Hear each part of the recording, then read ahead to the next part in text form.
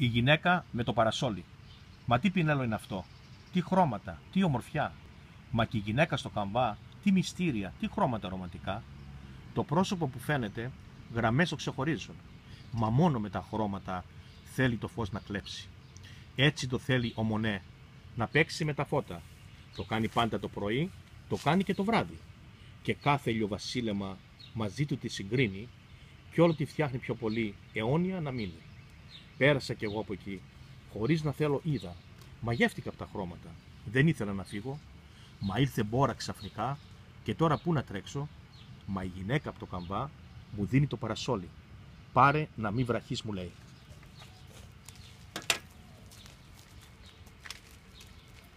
Γεια σας, είμαι ο Νίκος Ζαβόλας. Μόλις τώρα σας διάβασα το ποίημα «Η γυναίκα με το παρασόλι». Εύχομαι σε όλους καλή επιτυχία σήμερα, στη σημερινή εκδήλωση. Θέλω να ευχαριστήσω ιδιαίτερα τις εκδόσεις Αναζητήσεις και ιδιαίτερα την κυρία Μαρία Στυλιανού για τη μεγάλη ευκαιρία που μας δίνει πάντα. Είναι πάντα δίπλα μας και πάντα μας υποστηρίζει.